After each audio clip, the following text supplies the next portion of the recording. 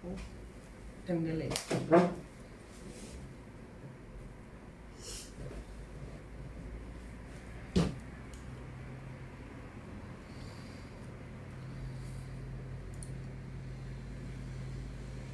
Estamos ao vivo. Você aí também está conectado? Ele dá um delay, por isso que eu tô esperando.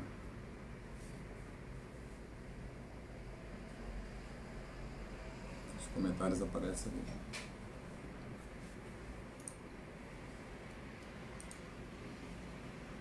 Olá, boa noite. Gostaria de saber se vocês conseguem ouvir o áudio perfeitamente, se está chegando bem para vocês. Estamos com 6 pessoas ao vivo. Queria que vocês pudessem sinalizar aí pra gente se vocês estão recebendo as imagens, recebendo o áudio. Vamos lá, temos 8 pessoas com a gente. Queria dizer que são todos muito bem-vindos. Hoje a gente vai conversar aqui sobre a Covid-19. Temos aqui conosco a professora Cíntia Lobo, enfermeira e militar. Vocês mandaram muitas perguntas, ela vai estar respondendo.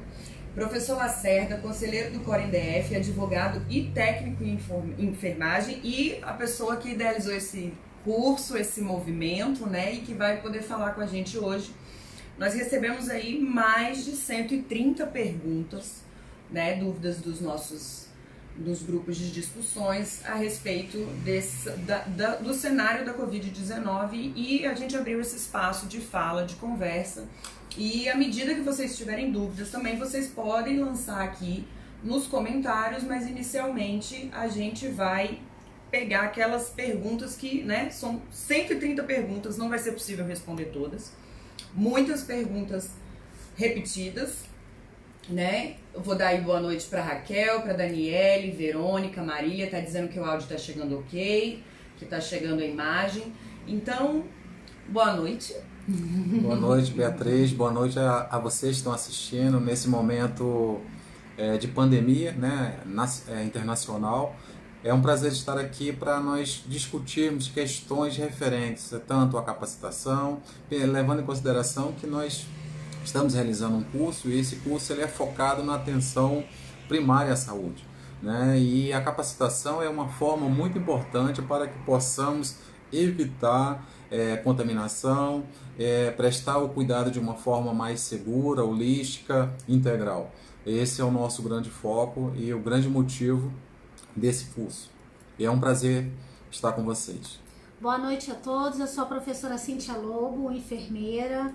Estou aqui para somar com vocês, tirar todas as dúvidas que vocês tiverem, que estiver ao meu alcance, certo? E como profissionais que todos nós somos, conseguir enfrentar essa pandemia de forma profissional com bastante brilhantismo.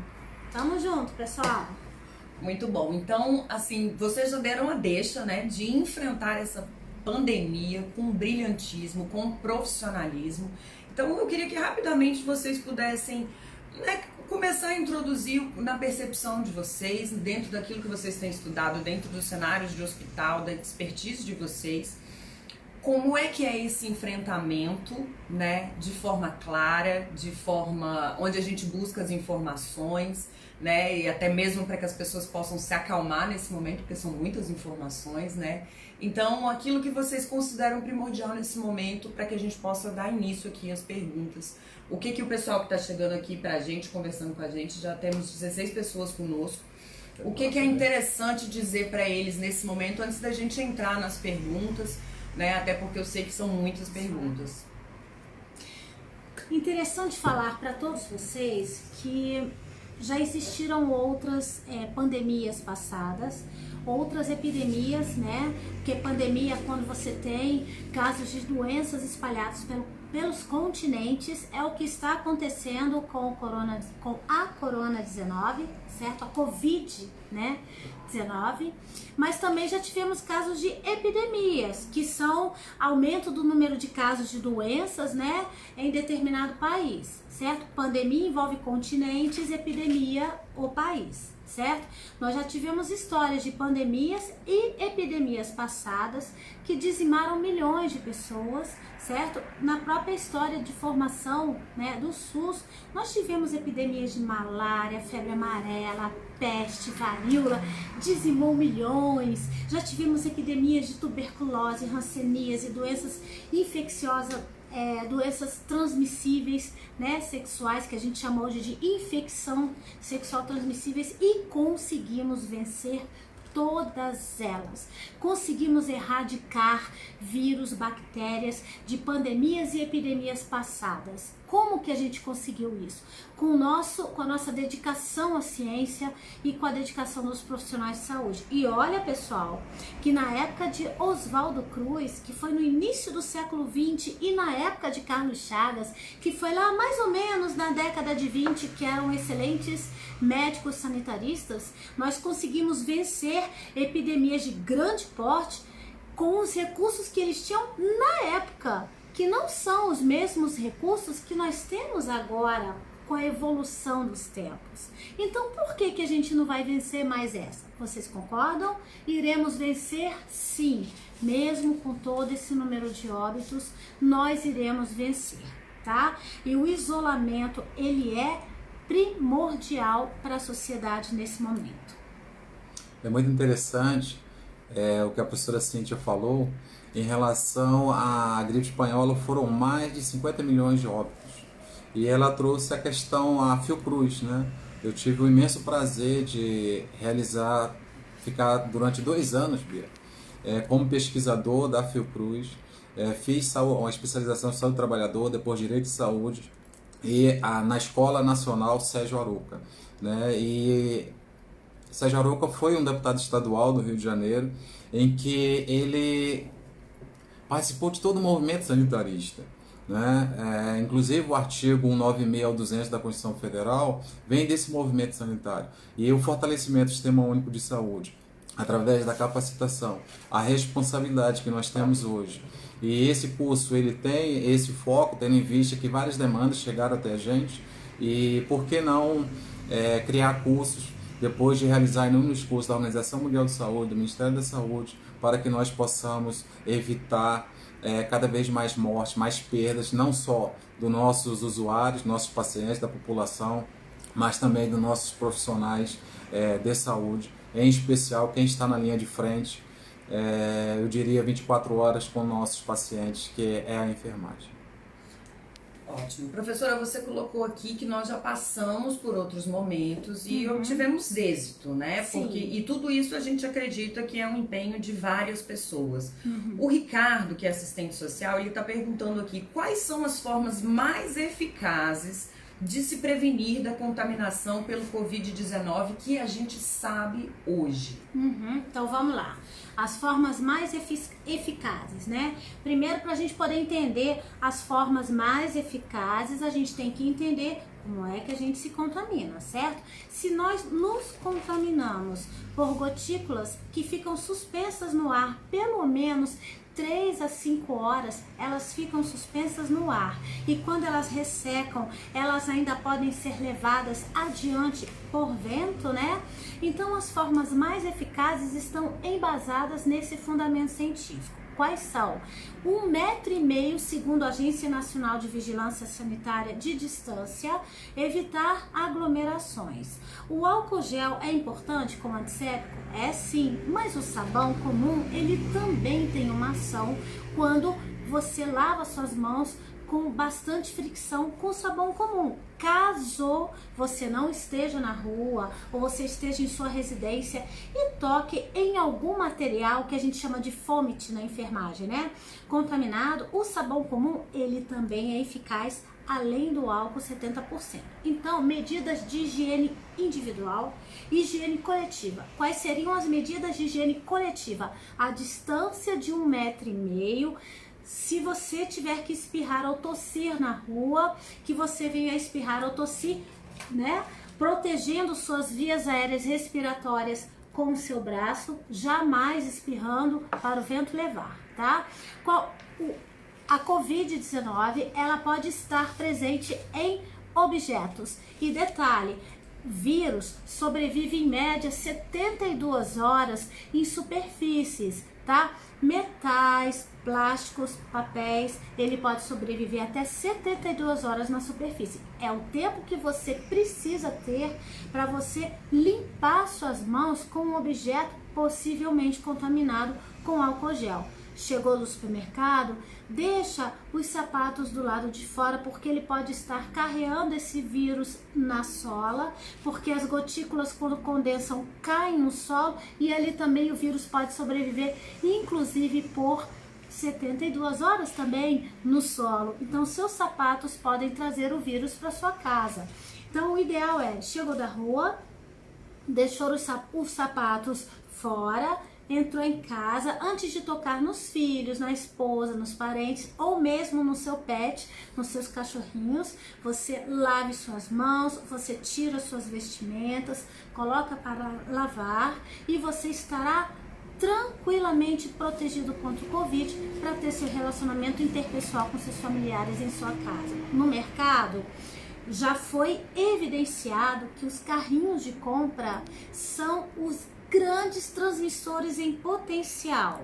Por isso é importante sempre portar um álcool gel em sua bolsa e sempre que você manipular um carrinho de compras, né, lavar suas mãos bem com álcool gel antes mesmo de sair do mercado e ao chegar do mercado fazer a asepsia, que é a limpeza dos produtos também com álcool gel antes de guardá-los tanto na geladeira quanto no armário, na despensa de sua casa. Muitas pessoas dizem que a geladeira ela pode inativar o vírus. Não, a geladeira não inativa o vírus, muito pelo contrário, esse vírus gosta de temperaturas baixas. Então, mesmo guardando na geladeira, limpe todos os seus mantimentos. Essa questão é muito interessante porque essa semana, durante um ato cirúrgico, a luva do cirurgião rasgou e a cirurgia era com paciente sintomático, né, com Covid-19. E aí o cirurgião ficou, entre aspas, desesperado e tal. Eu diria que o vírus, ele é um vírus pesado. Ele não a transmissibilidade dele, ele não sai voando por aí, diríamos assim. Então, se contaminou, está consciente da contaminação, o que nós temos que fazer? Aí eu pergunto, a professora Cíntia falou álcool gel. Qual a quantidade de álcool gel? É uma moeda de R$1 na mão. Qual a quantidade de sabão antes de lavar as mãos que eu tenho que colocar? Muita gente coloca só uma, são 2 borrifadas. Então essa questão de quantidade, ela é muito importante. A questão da lavagem da roupa na máquina de secar, os 3, né? Lavar, enxágue e secar, a temperatura de 60 graus. Então isso tudo é muito importante. Nós temos o manual do Ministério da Saúde falando sobre essas questões. Mais à frente nós vamos abordar sobre o uso da máscara caseira pela população e que é contraindicada para os profissionais de saúde.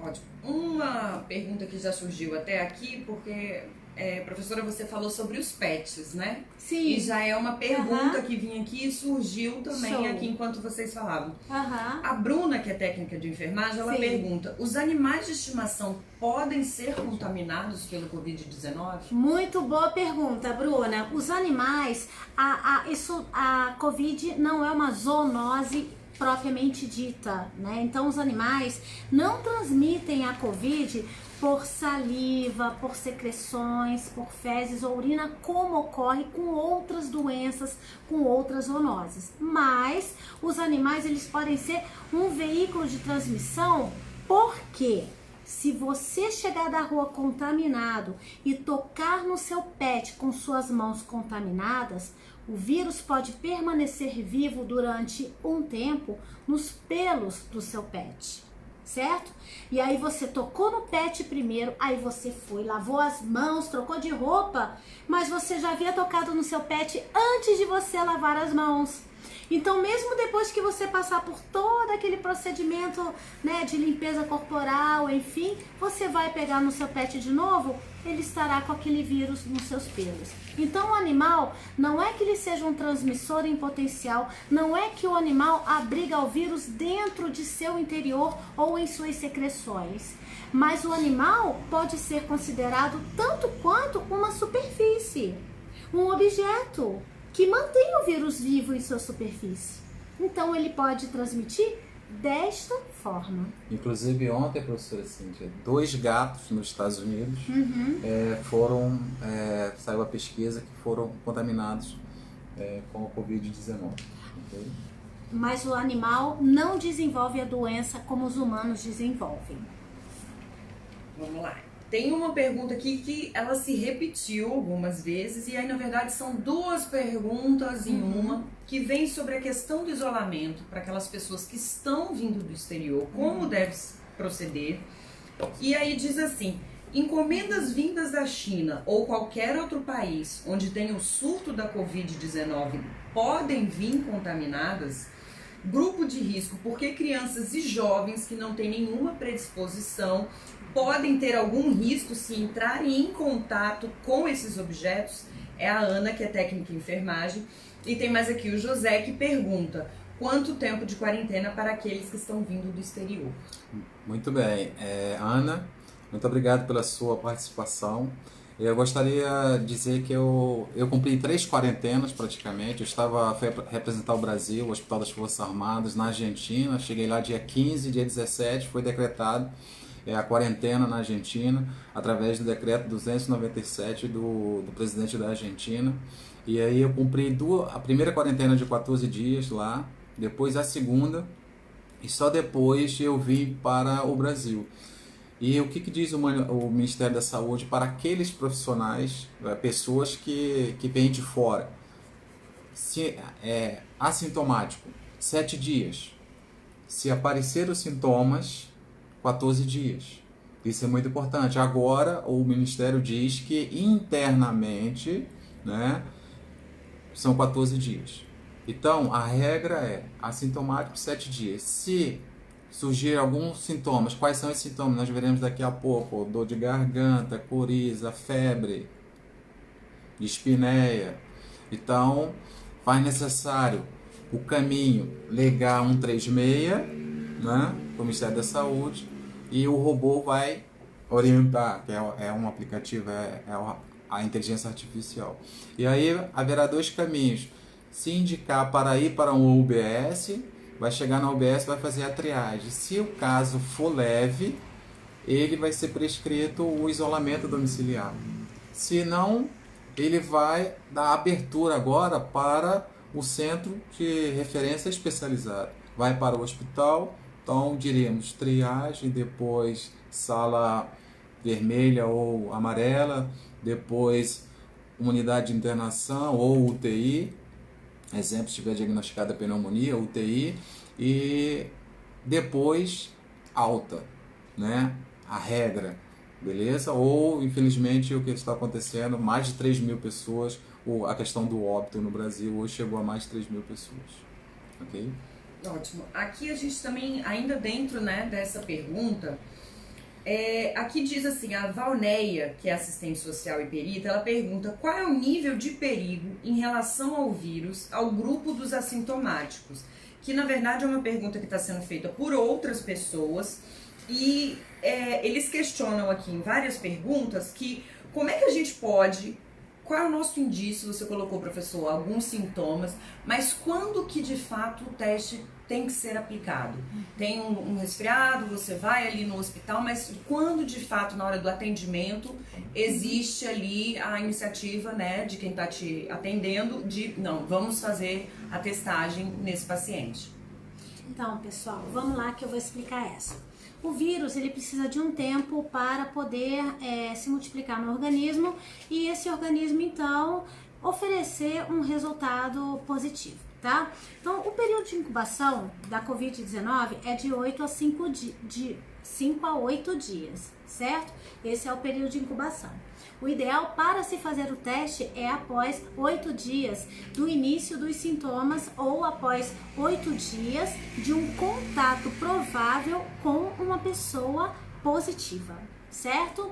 Não adianta você entrar em contato hoje com uma pessoa positiva e fazer o teste hoje, vai dar negativo. Seu organismo precisa de um tempo para que esse vírus venha se multiplicar e poder acusar pelo menos a produção de anticorpos e imunoglobulinas nesse teste. Então vamos lá.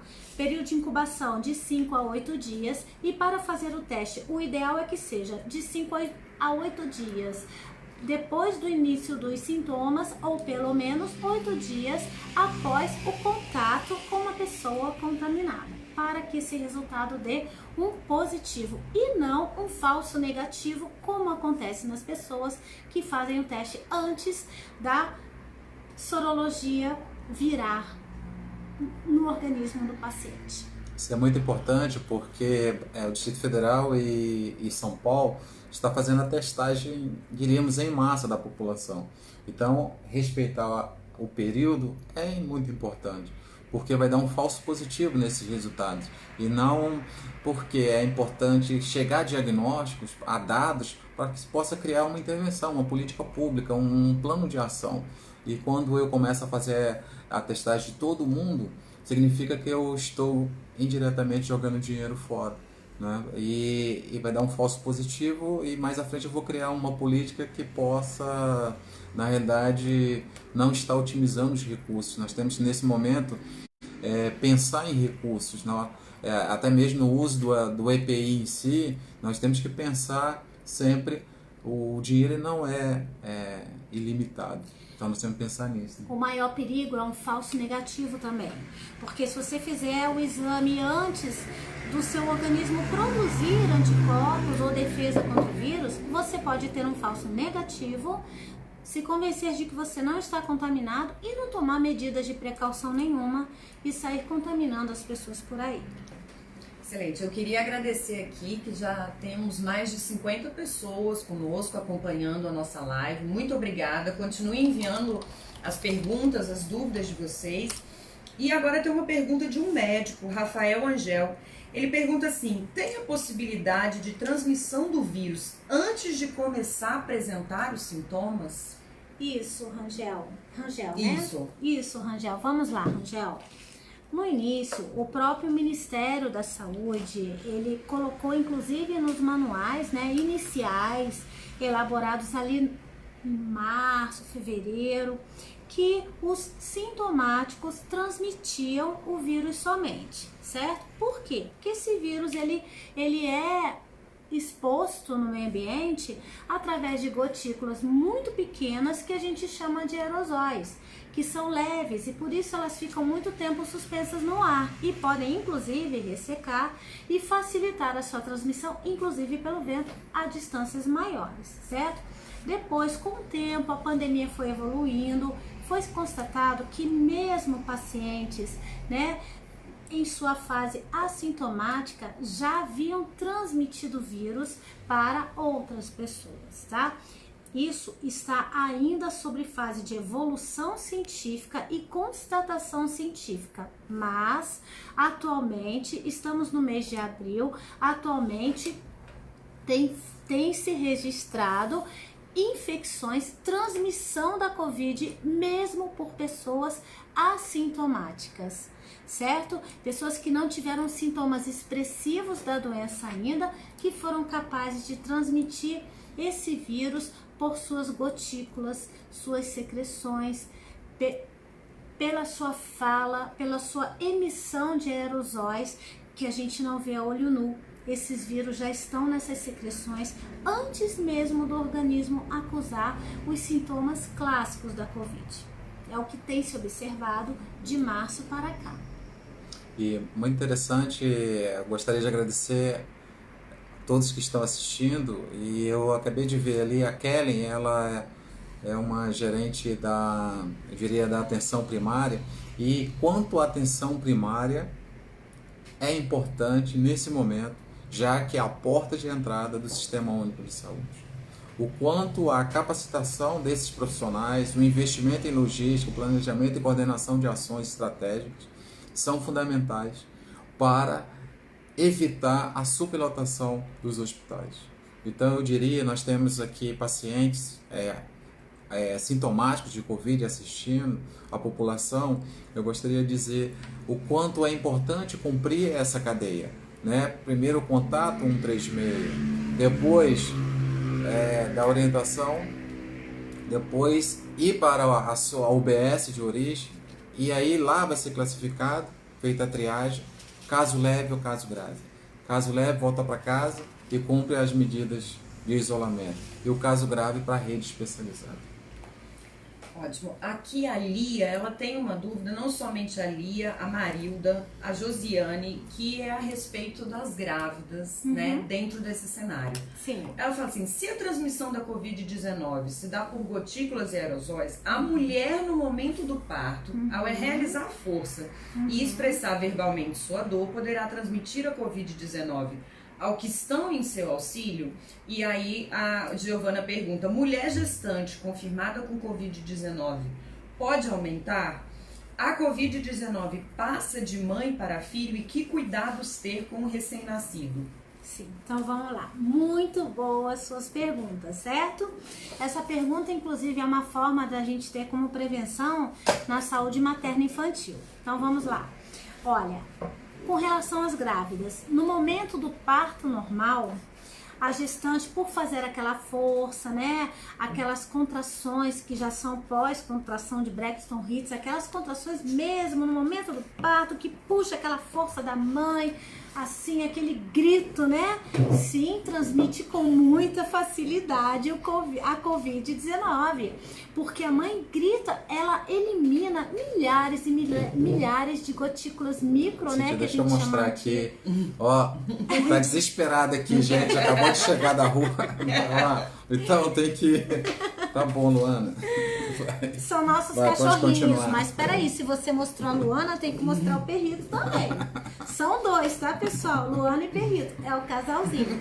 Então vamos voltar É aqui. interessante essa questão, Cíntia, porque a gestante em si, nós temos o manual do Ministério da Saúde, na realidade ela não entra como um grupo de risco em relação ao Covid, mas em relação à influenza. Então, na realidade, encaixa também no grupo de preocupação. Deixa eu continuar complementando aqui a questão da gestante e o cuidado com o recém-nascido de forma bem objetiva. A gestante transmite sim, no momento do parto, a Covid, porque ela emite, né, ela respira, ela fica inclusive mais taquipneica, ela vem de uma respiração mais profunda pelo esforço que ela tem do momento da contração. Isso ainda aumenta a possibilidade de transmissão e das milhares de gotículas que ela libera nesse momento, nesse esforço respiratório que ela tem durante o parto. A própria dor é um estresse emocional que faz com que a pessoa evolua com uma taquipneia por estresse emocional e pela dor. Isso facilita também a velocidade de transmissão. Toda a equipe de saúde que vai participar desse parto tem que estar devidamente protegida, inclusive com protetor facial completo, não somente com a máscara cirúrgica. Bom, o vírus não se transmite via transplacentária e a mãe que tem seu filho recém-nascido, ela pode amamentar porque o vírus não passa pelo leite materno não, mas tem um porém. Essa amamentação é devidamente cuidadosa. Essa mãe vai estar cara a cara com seu filho, afinal ele está amamentando e a mãe respirando próximo a ele. A mãe soropositiva para Covid pode amamentar no quesito de não transmitir pelo leite, mas ela transmite vias respiratórias dela. Então ela pode amamentar devidamente paramentada com sua máscara para que ela não respire sobre o rostinho desse recém-nascido e suas mãos e também seus seios devidamente higienizados para não ter a presença do vírus em sua pele. Tá? Inclusive o Ministério da Saúde ele orienta para não separar a mãe, cumprir a máscara e não separar do quarto, o isolamento no quarto em si. Não há contaminação transplacentária nem contaminação por leite. Ótimo. Aqui a gente também dentro, né, da mãe e do bebê, que é uma questão realmente separar seria muito complicado.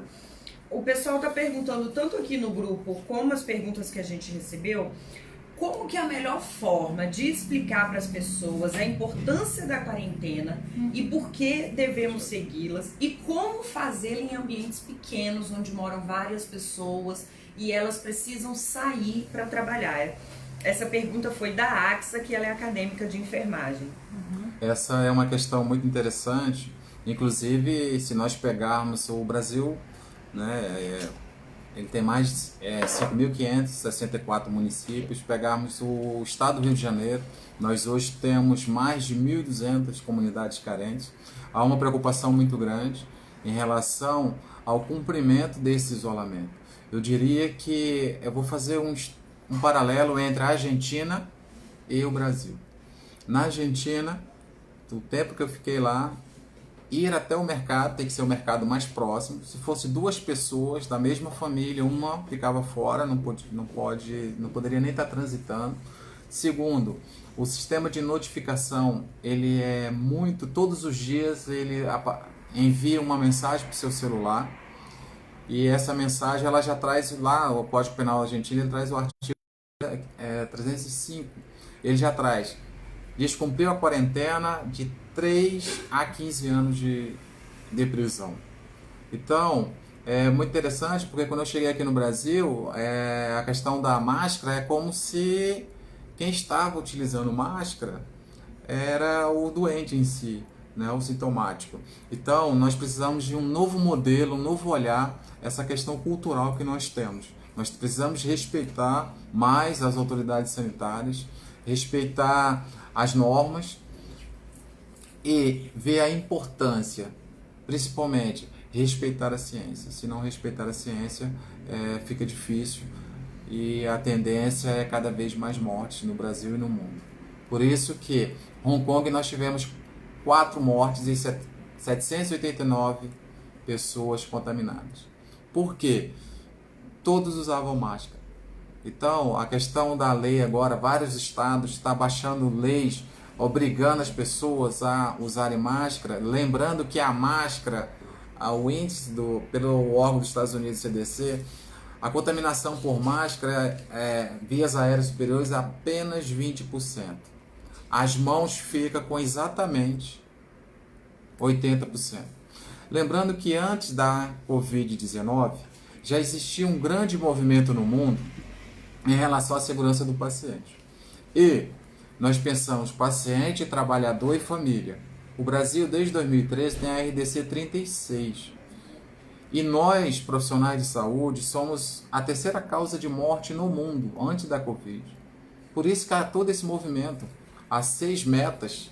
E a 5ª meta, né, a meta 1 da segurança do paciente, nós temos a identificação do paciente, depois cirurgia segura, melhorar a comunicação, a administração de medicamentos, o protocolo de quedas, lesão por pressão. E 5º, lavagem das mãos. Então, eu vejo muito uma carência de não ensinar a população a importância de lavar as mãos. Não adianta nada ter uma luva, usar a luva, contaminar e depois ou usar a máscara. Tem que entender o que significa usar a máscara, porque senão nós vamos criar uma possibilidade de falsa segurança. Isso é muito grave, principalmente para a população. E dentro disso a gente tem 2 perguntas aqui, né? O uso de máscaras de maneira preventiva deve ser realizada por toda a população ou exclusivamente por aqueles que se apresentam assintomáticos? É a pergunta da Franciele, que é fonoaudióloga, e a Tatiane Faria, que é estudante de técnica de enfermagem, ela pergunta: as máscaras de tecido que estão sendo confeccionadas e vendidas são totalmente seguras para o uso no dia a dia? Elas poderão ser usadas pelos profissionais da saúde após a normalização da pandemia? E ela coloca uma observação aqui, que ela sabe que existe um tecido específico que deve ser utilizado, mas que nem todas as pessoas têm o conhecimento de que tecido é esse. E a gente tem acompanhado muitas pessoas fazendo máscaras e vendendo. Como é que é? Simples assim? Você bota uma máscara Qual é a orientação? Não é simples assim, tá? Já foi constatado que a permeabilidade dos tecidos é até 70%, 60% para a proteção da Covid-19. Obviamente que as máscaras cirúrgicas são melhores e as N95 mais ainda, né? As máscaras N95 são indicadas especificamente para profissionais de saúde que têm contato direto com os pacientes. As máscaras cirúrgicas, elas têm uma proteção um pouquinho inferior à N95, mas melhor que as de pano, tá? E também são utilizadas para os profissionais de saúde que não têm aquele contato direto com o paciente, tipo uma aspiração orotraqueal, né, traqueotomia, Intubação. etc e tal, né, intubação, etc e tal. Você pode utilizar as cirúrgicas. As de pano não é para ser utilizada em ambiente hospitalar. A de pano é para ser utilizada mais em ambientes de preferência mais arejados, né, no mercado, numa atividade social, onde você vai ter contato com uma certa quantidade de gente, mas que nenhum é suspeito ou não é nenhum paciente, não tem características de uma organização de saúde, porque a máscara só protege até 70% da Covid-19, certo? Existem tecidos que realmente são mais impermeáveis à penetração dos aerosóis, mas esses tecidos não são ofertados com facilidade, tá? Então eu diria que o uso da máscara de tecido é indicado mais para ambientes que não tenham nenhuma relação com instituições de saúde, certo? E para pessoas que certamente não vão entrar em contato com nenhum paciente. Ok?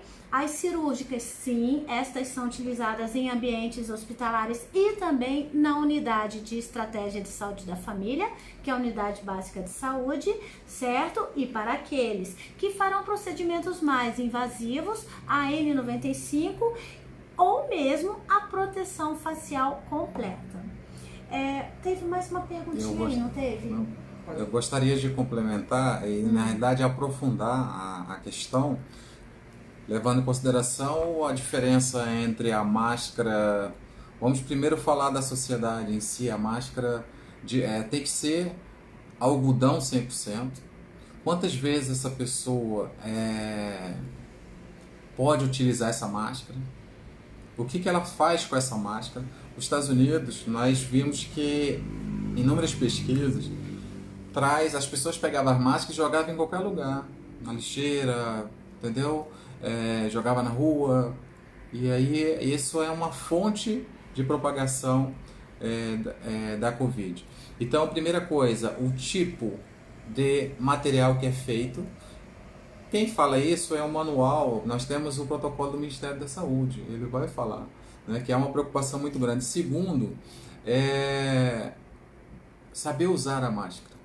Não adianta nada eu estar com a máscara e na hora que eu vou comer eu baixo a máscara, como, e depois eu puxo a máscara novamente com a minha mão contaminada, não passei álcool gel. Então, o que acontece? Saber utilizar corretamente a máscara. Isso é até pior. Outra coisa é quantas vezes você utiliza essa máscara para lavar, né? Porque geralmente máximo 5 vezes, né? A temperatura que você vai lavar, como vai lavar, tudo nós temos no Ministério. E o descarte no lixo, que geralmente orienta jogar dentro de um saco de lixo, né, amarrar, ou orienta também um saco de papel. Então existe lá mais de 15 páginas do Ministério da Saúde falando sobre o uso, em especial, aí entra uma responsabilidade muito grande da enfermagem profissionais de saúde em relação à educação e saúde. Nós temos uma responsabilidade de educar a população em relação às medidas corretas, porque senão eu uso máscara, eu uso luva, tudo bem, posso ir para qualquer lugar. Infelizmente, nós estamos com um paciente em que ele foi ao mercado com essa visão.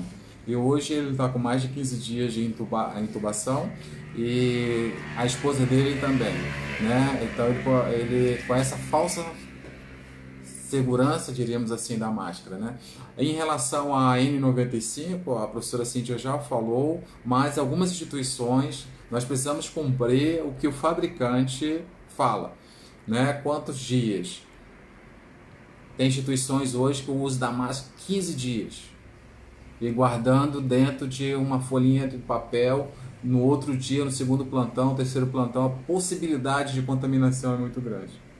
A máscara cirúrgica, o manual vai falar tanto de manejo clínico para a atenção primária, quanto o uso de EPI do Conselho Federal de Enfermagem. Está úmida, rasgada, danificada, eu preciso trocar. O grande questionamento hoje é que os serviços não estão fornecendo. E nós temos profissionais da enfermagem usando a máscara caseira. Se isso estiver acontecendo, faz necessário enviar a denúncia para os seus conselhos regionais. Se for médico, o Conselho Federal de Medicina, na página, criou lá denúncias em relação à EPI. Em relação à enfermagem, o Conselho Federal de Enfermagem, com todos os CORENs, os regionais, ele criou o observatório, porque nós já perdemos mais de 33 pessoas só na enfermagem, profissionais de enfermagem trabalhando de frente. E a contaminação está ocorrendo geralmente quando vai desparamentar, ou seja, a retirada dos EPIs. Então nós precisamos ficar muito alerta, precisamos trabalhar em equipe, um ajudar o outro na hora que for principalmente retirar a paramentação. E é um momento de mudança de hábito, de mudança de cultura. Uma cultura que a Organização Mundial de Saúde vai falar no modo do curso dela de PCI, de pensar em controle de infecção. Não é fácil o controle para um vírus de contato e aéreo, né, respiratório. Então isso nós temos que pensar. Então o uso da máscara, vários estados estão determinando o uso da máscara, mas precisa vir a capacitação, precisa informar, precisa de um canal de educação e saúde para essas pessoas. E não, eu coloco minha máscara e está tudo bem. Certo. Isso é até uma dúvida que o Sargento Nunes, da PMDF, ele tem duas perguntas, uma relacionada às máscaras, e ele pergunta se de fato as máscaras podem ser esterilizadas com calor, como a gente ouviu algumas pessoas, você lava a máscara, higieniza e passa um ferro, você estaria esterilizando a máscara. E ele gostaria de saber como funciona e qual a efetividade de pontos de descontaminação. Isso é uma questão interessante, que a máscara não deve ser... Os EPIs, óculos, por exemplo, pode ser reutilizado, mas a máscara, a regra é não a reutilização. Nesse momento, a norma técnica 4 da Anvisa, 2020, ela traz a questão de reutilizar, inclusive, a N95. Né? Então, essa questão é muito interessante. E aqui o Ivan, né? Ele representa agradecer a participação do Ivan, que e toda a polícia, os bombeiros, as pessoas que trabalham nos serviços essenciais.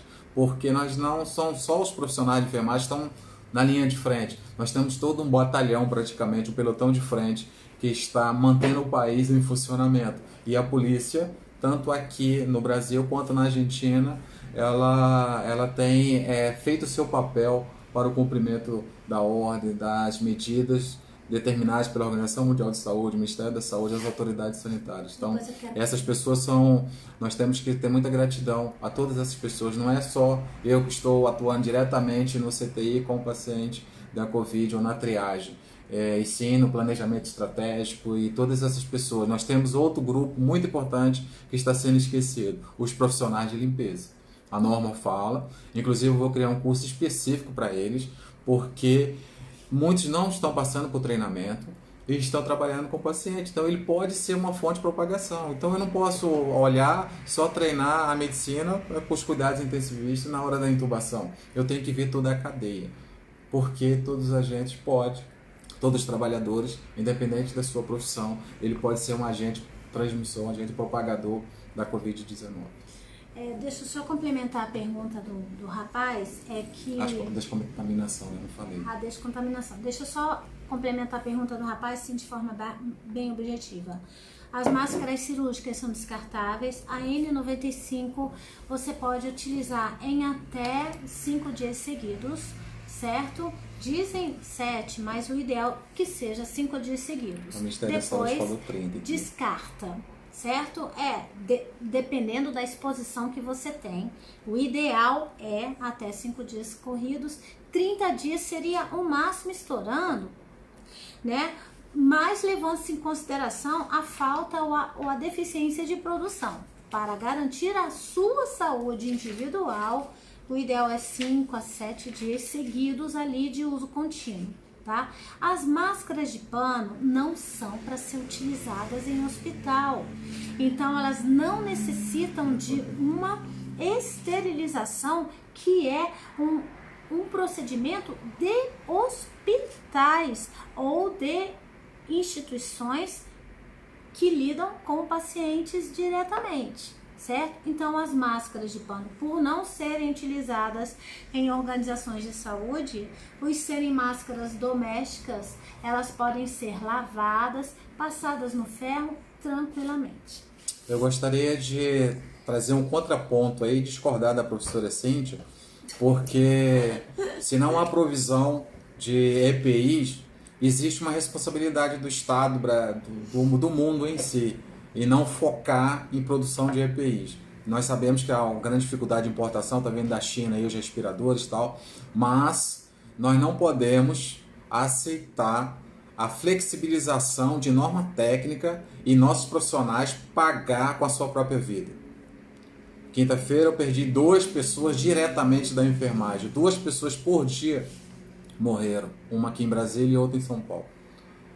E nós não podemos analisar e criar flexibilidade porque não tem, e nossos profissionais que estão com mais de 5 mil profissionais de saúde contaminados, e a tendência é morrer mais. 20% dos profissionais, eu como especialista em saúde do trabalhador, tenho que ficar ao lado do trabalhador, mas eu vejo também, ao lado da instituição, que a instituição tem que obrigar a capacitação de todas as pessoas, porque retira a responsabilidade objetiva da instituição, se eu fosse advogado da instituição. Mas eu estou aqui também olhando o lado dos trabalhadores. Mais de 5 mil contaminados. A força produtiva da saúde da França, 20% se contaminaram. E como que nós vamos substituir essa força de trabalho? São 14 dias de afastamento. E muitos estão pagando com a sua própria vida, sem direito sequer a família se despedir em um enterro ou ficar mais de 100 metros, 200 metros. E daqui a pouco eu vou falar sobre a questão do manejo de corpos que as pessoas estão perguntando aqui. Isso é muito importante. Mas nossos trabalhadores não devem pagar com a sua própria vida o momento da falta de provisão de equipamentos. Nós precisamos, sim, lutar e criar grupo. A Argentina criou um grupo de frente parlamentar única entre a oposição. A oposição, direita e esquerda, estão juntos na luta contra o Covid. Enquanto o Brasil ficar com essa questão de A, B e C, não, nós precisamos nos unirmos e buscarmos o ideal. Todas as pessoas precisam. E a partir do momento que eu corto a fiscalização também em hospitais, eu também estou matando meus profissionais. Professor, essa é inclusive a indagação da Thaisa Santana, que é fonoaudióloga. Ela pergunta como os profissionais de saúde com suspeita ou infectados com coronavírus recebem assistência de saúde e qual seria a rede de cuidado com esses profissionais. Sim, isso é muito importante. O afastamento. Nós temos uma fragilidade nos serviços de saúde públicos e privados no Brasil em relação ao cumprimento da NR6, que é o EPI, e o cumprimento que é a CIPA. A CIPA sempre existiu, mas não funciona como deveria funcionar, com o SESMIT, Então, nós temos uma fragilidade muito grande. Hoje, o que acontece? O profissional, quando ele é diagnosticado, ele é afastado 14 dias quando está com sintomas leves e ele entra em quarentena, certo? Ou seja, ele faz o PCR e depois deu positivo, ele vai para a medicina do trabalho, do órgão em si, iniciativa privada ou pública, e aí ele cumpre a quarentena.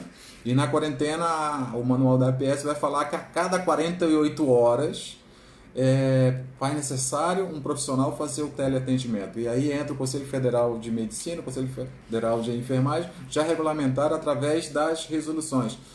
O que acontece... Nós tivemos, por exemplo, a resolução do Conselho Federal de Enfermagem, a 631, a cada 48 horas. Nós temos hospitais que não estão cumprindo esse protocolo das 48 horas, que pode ser um contato pelo WhatsApp, que pode ser ligação, e de extrema necessidade, se os sintomas passaram de leve para grave, faz necessário uma visita domiciliar. com todo o EPI, né, preconizado pelo Ministério, porque nós tivemos aqui em Brasília, numa mesma instituição de saúde, a morte de um enfermeiro e de um técnico de enfermagem. Então faz necessário avaliar todo e fazer um diagnóstico e uma intervenção, porque se esses profissionais estão contaminados, pense na família deles, pense na questão dos pacientes que estão internados. Então nós precisamos de um monitoramento para poder ajudar esses profissionais. E quando o profissional volta, ele usa máscara 14 dias. Isso é importante. Então, o que está acontecendo? Eu tenho um hospital aqui no Distrito Federal com 120 profissionais afastados, eles se sentem discriminados. Eles se sentem discriminados, como estão sendo tratados dentro da instituição depois de contrair a Covid. A tendência é cada vez mais. Uma outra coisa é o grupo de risco ser afastado. O grupo de risco, mais de 60 anos, ser afastado, a pessoa vai falar que está tudo bem para continuar trabalhando, já que ela precisa da mantença do salário para manter a família e ela mesma, assim por diante. Existe um protocolo que, quando o profissional de saúde ele entra em contato direto com o contaminado, ele deve ficar afastado 8 dias. Se ele se mantiver assintomático, depois de 8 dias, ele retorna ao trabalho, tá? Já aqueles sintomáticos ficam afastados 14 dias e depois de 14 dias, antes de retornarem, passam por uma reavaliação. Fazem um teste tudo direitinho, aguardam para retornar ao trabalho de fato. Obrigada, eu queria agradecer aqui, nós já tivemos aqui mais de 70 pessoas com a gente, tem muitas perguntas chegando, né? As pessoas estão parabenizando aí a fala do professor Lacerda, realmente, em respeito aos profissionais de saúde, ao pessoal que está na linha de frente, que precisa ter a conscientização. Falaram muito aqui sobre a questão da máscara, que não é simplesmente colocar a máscara e tudo bem. E algumas pessoas comentaram que existem pessoas colocando as máscaras esquecendo de higienizar as mãos, então não adianta nada. Não adianta nada. E dentro disso, tem uma pergunta, a gente teve 2 professoras que mandaram mensagens pra gente, e elas perguntam como que vai ser a volta às aulas depois desse período. Ela tem alunos de 7 e 8 anos de idade, como que vão ser as medidas, quais são os cuidados, pode abraçar, teremos que usar máscaras ou não nestes ambientes, e ela tem essa dúvida, como que deve ser esse retorno em ambientes escolares, especialmente com crianças. Essa questão é interessante porque vários governadores estão baixando decretos sobre a flexibilidade da quarentena, e as escolas, por exemplo, aqui no Distrito Federal nós temos 789 escolas. É um local em que nós temos o trânsito, a aglomeração de muitas pessoas. Eu vou trazer o exemplo da França. A França retornou colocando 10 alunos em sala de aula, mas nós temos 60 alunos, 50 alunos. Eu acho que toda vez que chega um problema até a gente, nós temos que buscar soluções. E, por exemplo, esse curso nós temos cuidadores, chegou uma demanda muito grande e nós criamos esse curso. O próximo será sobre saúde do trabalhador e as mortes dos profissionais de saúde. E nesse momento surge uma nova demanda, que nós vamos abrir um curso também sobre essa questão da escola. O papel da escola no acolhimento e escuta dos alunos e a própria ansiedade dos pais e professores. O que fazer?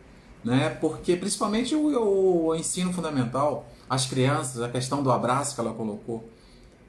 A criança está muito tempo sem se ver o amiguinho, o que vai acontecer? A primeira coisa é o contato. Então precisamos ter uma responsabilidade no retorno. Eu acho que eu estou gravando para a Secretaria de Educação os vídeos para a TV Justiça, que forneceu, e gratidão à TV Justiça pela possibilidade de abertura do seu estúdio para a Secretaria de Educação do Distrito Federal. É uma boa iniciativa, o ensino à distância. O Brasil e os países não estavam preparados, mas nós precisamos ter uma responsabilidade, uma formação desses profissionais. Como o ônibus, por exemplo, assim, eu cheguei, a Argentina está sem voo até dia julho, então nós fizemos 3 dias de viagem Mar del Plata até Uruguaiana. E os ônibus, tem um decreto lá em Uruguaiana, da Prefeitura de Uruguaiana, chamado 184, decreto 184, que ele traz sobre a determinação do distanciamento, que o Ministério da Saúde traz distanciamento de 1 metro, a Anvisa traz 1,5 metros, 2 metros, e sobre o uso do álcool gel e máscaras nos coletivos. E a distância, né, de pular das poltronas, isso é importante. E a escola também vai ter que fazer isso.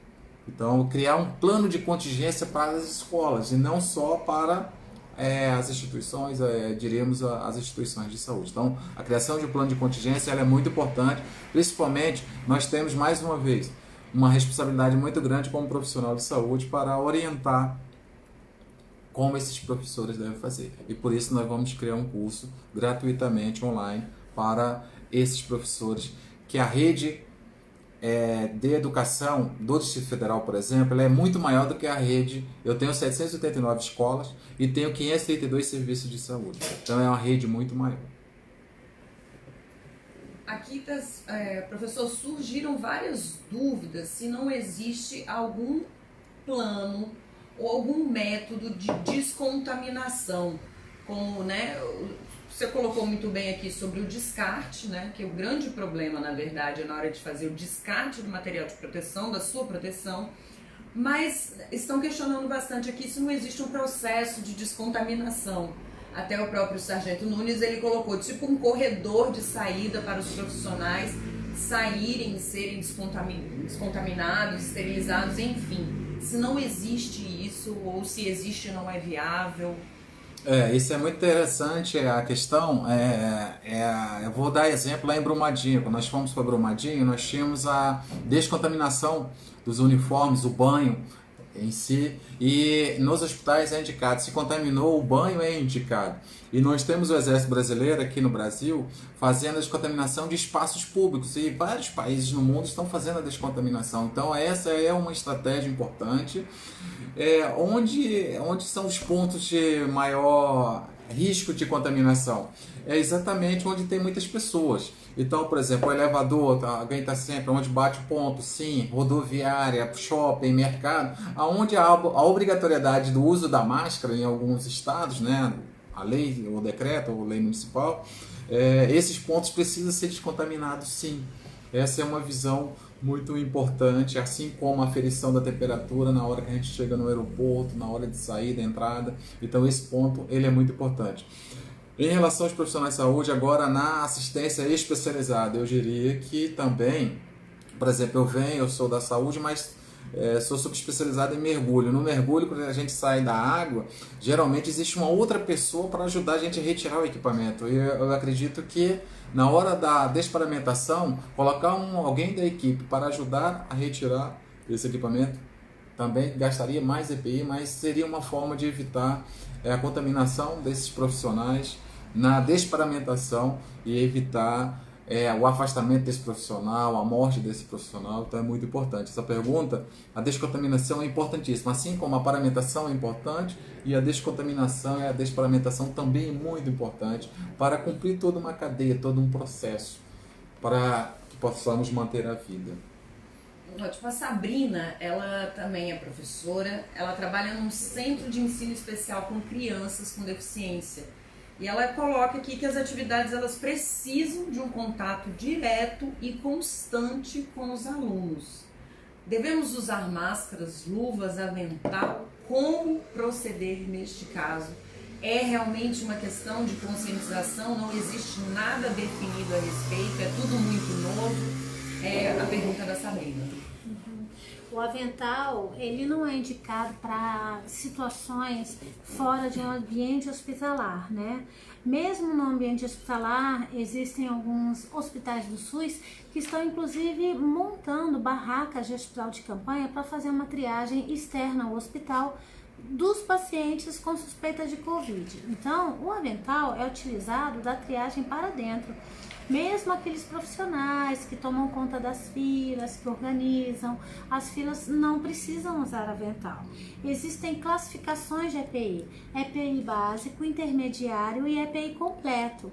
O EPI básico, ele vai exigir a máscara, certo? E as luvas. O EPI intermediário que vai ter o avental. O EPI completo terá o avental, a máscara, as luvas, o óculos de proteção, a face shield, que é o protetor facial completo. Então, para as escolas, né, que não são ambientes hospitalares, é o EPI básico. O avental não é indicado nas escolas, certo? É o EPI básico com 1 metro, 1,5 metro de distância entre as cadeiras. Claro que a gente vai evitar, né, abraçar, ter um contato mais íntimo com esses alunos, como a gente tinha antes de acontecer a pandemia.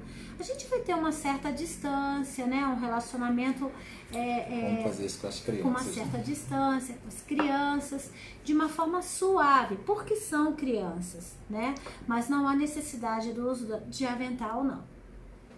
Salas de aula de preferência arejadas, certo? O ar-condicionado, ele é propicial à proliferação do vírus. Evitar o ar-condicionado e sim aumentar a aeração da sala. Por isso que o Sindicato dos Professores, ele se posicionou contrário à abertura das escolas, e aí vamos ver a questão para a educação infantil, né? As crianças elas não têm a noção do que significa o distanciamento social. Então nós precisamos pensar em medidas para que nossas crianças não se contaminem e contamine os professores e assim por diante, as famílias. Inclusive nas escolas mesmo, tá? Não há necessidade nem da luva, mas da máscara. A máscara sim, a luva não, porque se você tiver o seu álcool gel ali presente a todo momento, basta você fazer a limpeza com álcool gel, com sabão, uma degermação bem acentuada. Você não precisa dar aula de luvas, certo? A gente está caminhando aqui já para o final da nossa live e existe uma pergunta que foi feita aqui por muitas pessoas, que é o caso: se eu fui contaminada pela Covid, fui curada, eu posso ser contaminada novamente? Muitas pessoas estão com essa dúvida se existe a possibilidade de, assim que uma pessoa ela é contaminada, ela se torna imune, ela pode vir a ser contaminada novamente, ela pode manifestar os sintomas novamente. Sim, existem duas situações aí, certo? As pessoas que já foram contaminadas e desenvolveram a doença propriamente dita, os sinais e sintomas da Covid propriamente ditos, elas estão realmente imunes à doença, segundo, né, as últimas pesquisas realizadas, ok? São fundamentos científicos que apoiam essa teoria. Você desenvolve imunidade sim, mas há um porém, tá? O porém é que tem muitas pessoas que desenvolvem uma fase subclínica da doença. O que é uma fase subclínica? Sinais e sintomas bem discretos, bem superficiais, certo? E que depois ficam numa fase de remissão dos sinais e sintomas. Então elas acham que estão curadas e que desenvolveram imunidade, mas na verdade não. Algumas pessoas apenas entraram numa fase de latência para voltar para uma fase pior dias depois. Então, esse é o problema. Não é pra gente confundir assim: ah, eu tive contato, tive sinais e sintomas leves, estou curado para sempre. Não é bem assim. Algumas vezes você tem sintomas leves, o vírus, ele, né, dá uma sumida dentro do seu próprio organismo para voltar mais forte, porque esse vírus não foi totalmente eliminado do seu corpo e não deu tempo do seu corpo produzir as células de defesa definitiva, e você volta com uma carga de sintomas ainda pior. Então há uma atenção especial nesses dois pontos de vista, tá? A partir do momento que você desenvolve a doença de forma propriamente dita, você confere imunidade sim. Algumas pessoas, elas têm remissão da doença temporária e depois elas voltam com a doença. Não é porque elas não desenvolveram imunidade, é porque o vírus nela não foi eliminado e apenas calou-se durante um tempo para voltar depois. A gente está aqui também com umas perguntas, né? A Jaqueline colocou aqui por último, ela é enfermeira e gostaria de saber os cuidados do corpo do paciente com Covid-19 que veio a falecer. Quais são os protocolos, quais são as medidas a respeito disso? A pergunta da Jaqueline. Essa é uma questão muito interessante. O Ministério da Saúde tem um manual de manejo de corpos. E é muito importante também que cada plano de contingência do hospital ele vai ter uma parte. Por exemplo, o manual de manejo. Nós temos o manual de manejo clínico para atenção primária e temos o manual de manejo para assistência especializada. Na assistência especializada ele vai falar também. Então nós temos então na realidade e vem o mais específico. Cada instituição, por exemplo, o Ministério da Defesa, ele criou esse protocolo também são na realidade instruções, orientações. É tão importante essa questão porque a partir da semana que vem nós vamos 20 profissionais, o Hospital de Forças Armadas será o centro de referência de treinamento no Brasil e virão pessoas de vários estados militares, para realizar um treinamento e eu estou com uma das partes, né, tanto o suporte básico aqui devido, quanto o manejo de corpo junto com a professora Cíntia. E por quê? Se vocês observarem na Itália, e agora nós estamos passando lá em Manaus, a questão do corpo, fila na funerária, né? Filas de carros para que possa enterrar os corpos. Então, o primeiro cuidado é o uso do EPI. Pegar os corpos como fez Manaus, e colocou um corpo em cima da maca e um paciente sendo infundido, né? Fazendo soro, isso é um desserviço. Isso é querer aparecer. Nós temos que controlar nosso ego nesse momento da pandemia, né? Isso é um desserviço. Eu posso fazer de forma ética a preparação do corpo, como a gente faz o tamponamento dos orifícios, né? Então a gente faz o tamponamento da boca, nariz, ouvido, homem, pênis, ânus, o tamponamento. Mas eu preciso que esses profissionais utilizem o EPI, senão eles vão se contaminar. O transporte do corpo também é importantíssimo. O enterro é importante. Outra coisa é a educação em saúde. Essa pergunta é muito interessante da Jaqueline. O enterro, a educação em saúde estão capacitando os coveiros ou só distanciando a família? Então nós precisamos ter um olhar para toda a cadeia, né? Cíntia, quer comentar? O caixão tem que ser lacrado, certo? E quando for realizado o tamponamento dos orifícios do paciente que foi a óbito, né? O tamponamento nasal, o tamponamento da cavidade bucal, da região anal, enfim. Todos os orifícios que eliminam secreções naturalmente, são aberturas naturais que nós temos no organismo. Quando for feito esse tamponamento, o cuidado tem que ser muito redobrado mesmo.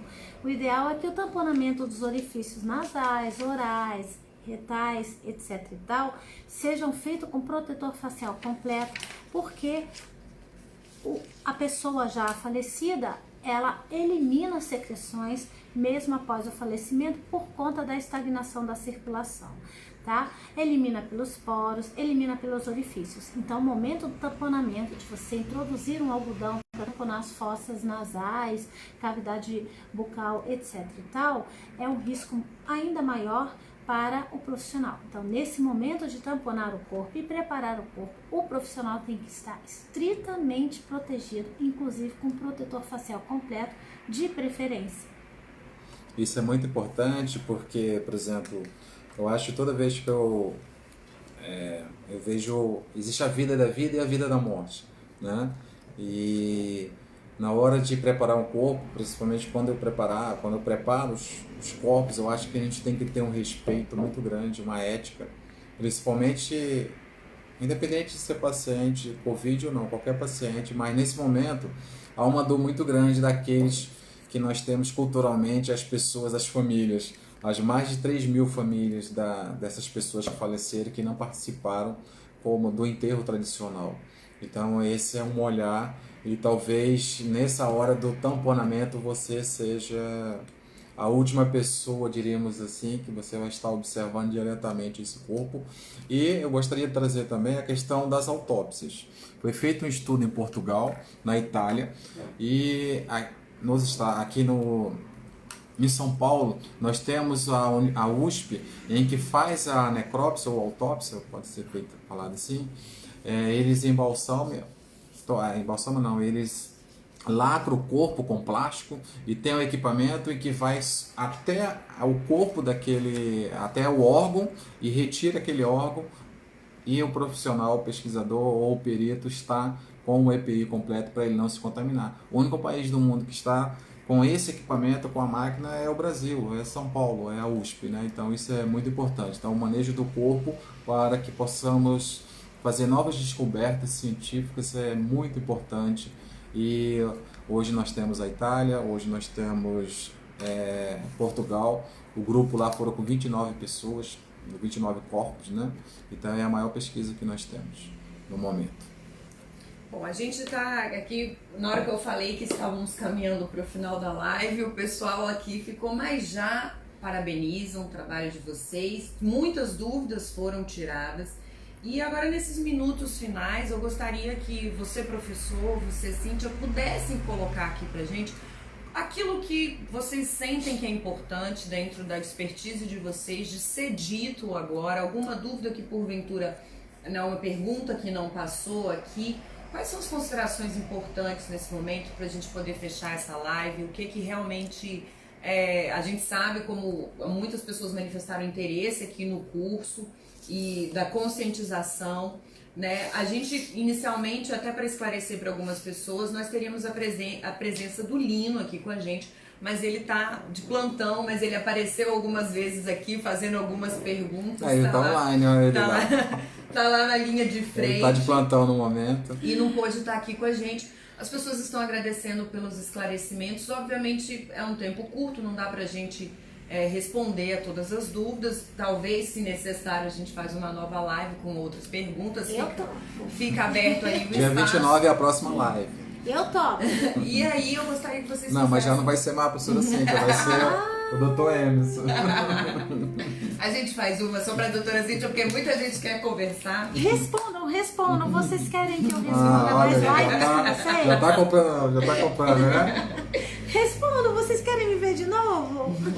Então eu gostaria de agradecer muito, né, a iniciativa de vocês, a disponibilidade, esse momento realmente de esclarecimento, porque nós estamos sendo minados com muitas informações e acho importante que a gente tenha esse espaço de fala para que nós possamos esclarecer todas as dúvidas e aquilo que estiver ao nosso alcance. Como muito bem colocado aqui pelo professor Lacerda, a gente precisa fazer uma capacitação de todas as pessoas, né? Seja daqueles, né, normais civis que estão em casa só querendo comprar uma máscara e tá tudo ok, seja da linha de frente, seja do coveiro, realmente é um momento de conscientização. Então, por isso eu agradeço a todas as informações e abro esse espaço aí no final para vocês fazerem as considerações de vocês. Minha consideração final é só quanto aos sinais e sintomas que vocês devem levar em consideração. Os sinais e sintomas iniciais, como, né, todos já devem ter ouvido falar, lido a respeito, a tosse não necessariamente produtiva, tá? Para você eliminar aerosóis contaminados, você não necessariamente tem que ter uma produção de secreção catarral, como acontece na tuberculose. A tuberculose, para você transmitir necessariamente, você tem que ser bacilífero, produzir secreções. Covid é diferente, você pode ter tosse seca e você está transmitindo do mesmo jeito. Tem sintomas iniciais, que é aquela tosse seca, aquele mal-estar, pode acontecer náuseas e vômitos, mas não em todos os casos, aquela cefaleia, aquela dor no corpo que também dá, certo? Aquela dor muscular. Mas sabe qual é o sinal de alerta? Que vocês têm que ficar atentos como profissionais da saúde ou mesmo como outros profissionais que tenham familiares doentes em casa. Os sinais de alerta justamente está na mudança de padrão respiratório. Qualquer dor no corpo, dor de garganta, inclusive perda do olfato, perda do paladar e a febre, que é clássica na Covid-19, o estado febril 37,8 para cima, já evoluindo com a febre, já é clássico da Covid, certo? Todos esses sinais e sintomas sem o esforço respiratório, eles são considerados mais leves. A partir do momento que o paciente tenha esses sintomas somados a um esforço respiratório, a um cansaço mais rápido, só de subir um degrau de escada, isso já é um sinal de alarme para que haja uma preocupação e uma chamada ou ida emergencial a uma instituição de saúde. Não bobeiem. Não percam tempo em se preocupar se algum paciente ou algum familiar evoluir desse estado gripal, que a gente chama síndrome gripal de início, para um esforço respiratório. Podem se preocupar sim, porque preocupação em excesso é melhor do que a não preocupação. Tudo bem, pessoal? Do meu ponto de vista é isso aí. Fiquem de olho no padrão respiratório, nessa mudança de padrão respiratório, que é o virar para a fase grave da doença. Tudo bem? Olha, é um prazer em conhecê-los. Deixem aí escrito. Vocês querem que eu volte? Não, já escreveram Já lá, escreveram, colocaram hoje quero, quero. já criou fã-clube, tá vendo? Oba, obrigada! Eu vou Não, a ler. hora-aula dela tá muito cara, brincadeira, é de graça, gente. Quer cobrar mais de R$500 a hora-aula, não dá pra pagar, né? Não é brincadeira. Não, eu tô aqui de Nós graça. trabalhamos há mais de 20 anos na educação, né, Cintia? Eu sou professora há mais de 20 anos de enfermagem. Desde o Rio de Janeiro, durante talvez uns 10 anos, desde 98, né? Não pode falar a idade, né? Mas eu gostaria de dizer que muito obrigado por todos participarem e nós estamos juntos, independente de ser profissional de saúde, mas isso é uma convocação, é uma missão de todos nós. No mundo, acho que cada um tem uma missão para que nós podemos fazer em prol da vida, em prol das pessoas, principalmente aqueles que não têm capacidade, espaço de fala, não têm capacidade de lutar agora, como nossos pacientes. Eu diria que nós temos pacientes nesse momento assistindo, que estão isolados, né, da sua família, e a família também preocupada com esses pacientes, às vezes pacientes isolados dentro de casa. Mas o que é importantíssimo é a capacitação. Tudo começa, acredito na capacitação e acredito que nós precisamos buscar fontes fidedignas. Quais são essas fontes? A PubMed lançou por tópico, né, a plataforma de artigos científicos. Temos sempre que nos basearmos nos artigos científicos, basear em protocolos oficiais como Organização Mundial de Saúde, Ministério da Saúde, Anvisa e depois os conselhos regionais, federais e os regionais, diríamos assim. Mas ver o condão científico. Por exemplo, você pode entrar no site da Organização Mundial de Saúde, lá tem mais de 30 cursos e 4 são em português e tem uns 8 em espanhol, o restante em inglês e árabe e tal. Mas depois que você faz o primeiro curso, você se torna, entre aspas, tipo um embaixador da Organização Mundial de Saúde. Por exemplo, hoje eu fiz um curso e o que está acontecendo no Brasil, você vai transformar uma instituição, um hotel, por exemplo, em uma instituição para atender pacientes com Covid. Como você faz? Eu fiz esse curso hoje e eu diria para você entrar, depois você entra lá, cria um login, pode baixar o Open OMS e eles vão enviar para você o que está acontecendo no mundo. É lógico que é amplo e depois nós vamos ter que trazer para a nossa realidade no Brasil e depois para a nossa instituição. Mas precisamos seguir e, acima de tudo, nós precisamos de união. Nós precisamos nos unir diante da pandemia e refletir sobre o que essa pandemia nos ensina. Esperança para vencer a Covid e as outras, diríamos, pandemias que pode vir na nossa existência. Nesse momento nós precisamos refletir sobre isso e o que nós significamos dentro desse contexto. E é a atitude de cada um. Nós temos várias perguntas sobre: meus familiares não querem cumprir o isolamento, o que eu faço? Então nós precisamos refletir sobre o outro. Foi um tempo de quarentena, está sendo um tempo de quarentena, para que nós possamos refletir. E que todas as pessoas, elas são importantes. Todas. Dentro dessa esfera. Desde o presidente da República até todas as pessoas são importantes. Não existe profissões, não existe aquele que não tem profissão também. que não seja importante no combate. Qualquer pessoa pode se contaminar e ser uma fonte de propagação. E esse é um momento para nós buscarmos de uma forma de refletir sobre a nossa existência.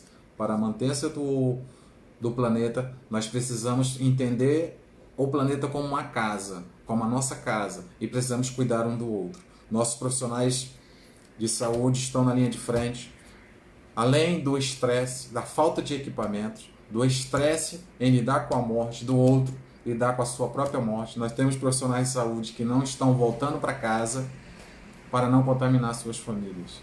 Nós temos verdadeiros heróis silenciosos e ocultos fazendo o seu serviço, fazendo o seu trabalho, porque isso é uma missão. Então, muito obrigado. Quem está na linha de frente é herói mesmo. E pessoal, se eu tiver a oportunidade de voltar na live e vocês quiserem tirar dúvidas sobre fisiopatologia, evolução do caso grave da Covid, os efeitos pulmonares, os efeitos sistêmicos, né, a evolução para sepse, é comigo mesmo. Eu adoro dar aula de fisiopatologia, tamo junto. E nossa próxima live será dia 29, mas segunda-feira nós temos um encontro. Eu falei que na live eu iria passar o estudo dirigido número 4, né? Porque serão 6 estudos, depois a prova online para obtenção do certificado.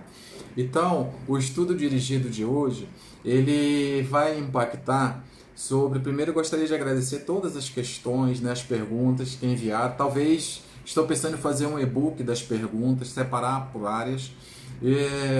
O estudo dirigido de hoje, ele vai para uma questão que saiu até no grupo do WhatsApp ontem, sobre quanto tempo o vírus fica no corpo após a morte. E trazendo a última, não sabemos se é fake, mas o australiano ontem, o médico, né, ele disse que o peido pode levar, né, a propagação à Covid. Você tinha que citar isso? Mas eu não vou falar que tem uma professora, não vou falar brincadeira, não tem nada a ver. Mas eu diria o seguinte, as fezes, sim, o manual ele não fala nada sobre gases, mas se nós formos estudar a parte da física, né, as leis da física que nós temos, Boyle, Henry, Charles, Dalton, princípio de Arquimedes, para transformar, todo mundo gostou da flatulência, né? Para transformar a parte sólida das fezes em gasosa. Porque se a Covid é respiratória, então a gente tem que pensar nisso tudo, principalmente quem vai fazer o transporte dos corpos, né, sobre essa questão. Nós temos que estar sempre refletindo, mas nós não temos nada na literatura, foi pela primeira vez, mas as fezes nós temos certeza, tem achado científico. Já sobre gases, não. Beleza? Então, muito obrigado, fique com Deus. Tchau, pessoal. Super prazer em conhecê-los.